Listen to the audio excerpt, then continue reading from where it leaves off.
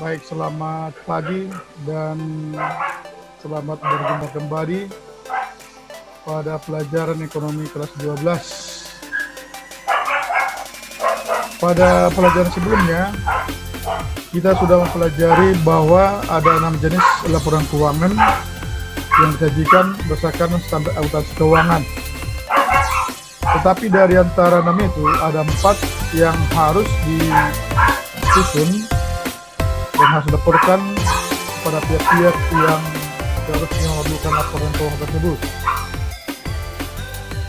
Yang pertama, laporan laba rugi yang sudah dijelaskan pada minggu yang lalu. Sekarang kita akan masuk kepada laporan perubahan modal atau laporan perubahan ekuitas.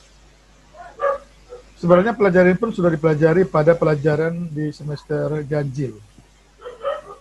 Laporan perubahan ekuitas itu atau perubahan modal itu adalah merupakan laporan keuangan yang menggambarkan perubahan ekuitas atau modal dalam satu periode akibat adanya kegiatan usaha. Unsur-unsur laporan perubahan ekuitas itu adalah pertama adalah modal awal, yang kedua laba atau rugi, yang ketiga apabila ada penambahan modal oleh pemilik, yang keempat pengambilan pribadi atau prepay, yang kelima modal akhir. Nah, ini contohnya untuk membuat laporan perubahan ekuitas. Jadi pertama selalu ada nama perusahaannya, kemudian jenis laporannya, baru periodenya. Nah ini kita lihat ini modal awalnya, modal jaya 1 Januari 2020 ada sebesar 2 juta. Laba yang diperoleh pada tahun itu sebesar 1.500.000. Kemudian ada prepay-nya atau pengambilan pribadinya Rp300.000. Ini kurangkan 1.500.000 dikurang 300.000, berarti ada penambahan karena besar labanya, berarti ada tambahan modalnya sebesar 1.200.000. Maka modal jaya per 31 Desember 2020 sebesar Rp3.200.000. Nah ini sangat gampang sebenarnya dalam menyusun laporan perubahan ekuitas. Itu ya, seperti itu. Nah yang ketiga kita akan masuk kepada laporan perubahan posisi keuangan atau statement of change ekuitas, atau sering disebut dengan neraca. Pada posisi keuangan ini kita dapat melihat pada 2 hal, yaitu neraca dan bentuk-bentuk laporan posisi keuangan yang lainnya. Neraca adalah laporan keuangan yang menggambarkan posisi aset atau harta, liabilitas atau utang, dan ekuitas atau modal suatu perusahaan pada suatu saat tertentu. Neraca dapat disusun dalam 2 bentuk, yaitu bentuk kontrol atau bentuk 2 kolom, yaitu di sebelah kiri dan sebelah kanan, dan stapel, yaitu bentuk laporan ke bawah. Nah inilah bentuk neraca yang sebagai bentuk yang bentuk kontrol. Ini ya neracanya. Nah jadi dia di sisi kiri ini disebut dengan aset, yang sebelah kanan nanti ada kewajiban atau ekuitas dengan modalnya. Nah ini aset lancarnya berupa kas 10 juta, piutang 20 juta, persediaan barang dagangannya 15 juta, perlengkapan tokonya 5 juta, perlengkapan kantornya 4 juta, asuransi badan mukanya 6 juta. Nah, jadi dia inilah yang merupakan aset lancar.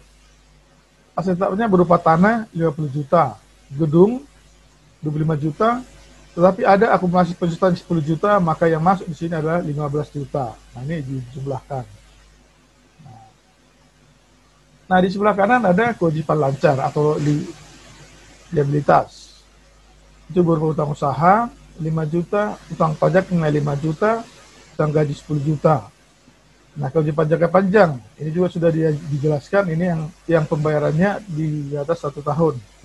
Ini utang bank 60 juta. Ekuitas atau modalnya sama 45 juta. Nah, jadi jumlah ini, yang ini semua, ini tambah ini, maka jumlahnya harus sama dengan sini. Itu baru dikatakan dengan neraca atau balance sheet. Yang keempat adalah laporan arus kas atau cash flow.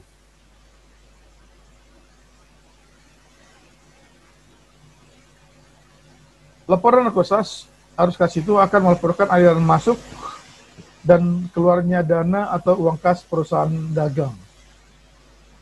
Akan ada pengklasifikasian laporan arus kas pada laporan arus kas selama periode tertentu. Pengklasifikasian itu antara lain meliputi aktivitas operasi, investasi, dan pendanaan. Berikut ini adalah penjelasan dari klasifikasi tersebut. Yang pertama, arus kas dari aktivitas operasional atau cash flow from operating activities. Pada bagian pertama ini akan berisi informasi mengenai aliran kas yang berhubungan dengan aktivitas operasional perusahaan. Contohnya kas yang diterima dari pelanggan dan pembayaran sejumlah kas untuk beban dan pembayaran kepada kreditor. Itu yang pertama. Yang kedua adalah arus kas dari aktivitas investasi atau cash flows yang from investing activities. Bagian kedua ini akan memuat informasi mengenai aliran kas, baik arus kas masuk maupun arus keluar, yang erat hubungannya dengan aktivitas investasi yang dilakukan perusahaan. Misalnya apa? Pembayaran kas untuk pembelian atau penjualan sifat tetap. Yang ketiga, arus kas dari aktivitas pendanaan atau cash flows from financing activities. Bagian ketiga akan menyajikan informasi aliran kas masuk maupun keluar yang berkaitan atau berhubungan dengan masalah aktivitas pendanaan. Contohnya, kas yang diterima sebagai investasi pemilik atau prepay penarikan kas oleh pemilik.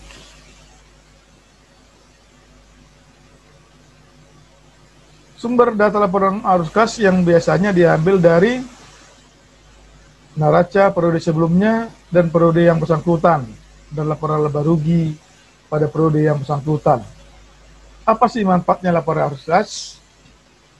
Dari laporan arus kas kita akan melihat, pertama ada mengetahui posisi uang kas masuk atau cash inflow dan uang kas keluar atau cash outflow dalam periode akuntansi dalam periode 1 tahun itu.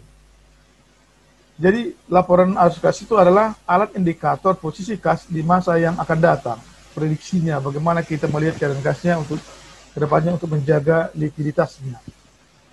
Yang kedua, menilai kecermatan atas taksiran arus kas yang telah dibuat sebelumnya. Dan yang ketiga adalah manfaat lain adalah bagi pengguna laporan, melalui laporan arus kas, pengguna informasi laporan tentu dapat mengetahui likuiditas kas pada periode tertentu. Nah, likuiditasnya. Likuiditas itu adalah kemampuan dari perusahaan itu membayar segala sesuatunya yang dalam waktu segera atau dalam jangka pendek. Nah, ini bentuknya. Yang ini. Yang merupakan bentuk arus kasnya atau cash flow-nya. Ini yang penerimaan kas dari pelanggan ini, pemberi kas kepada pemasok dikurangi dan seterusnya. Ini sudah pelajaran sebelumnya. Silakan dipelajari ulang supaya lebih paham mengenai laporan arus kas. Demikian pertemuan kita pada kali ini, mudah-mudahan bermanfaat, dan jika ada sesuatu yang mau dipertanyakan bisa dipertanyakan melalui CR dan juga dapat ditanya melalui WA. Sekian dan terima kasih dan tetap sehat, dan sampai bertemu kembali pada pertemuan berikutnya. Terima kasih.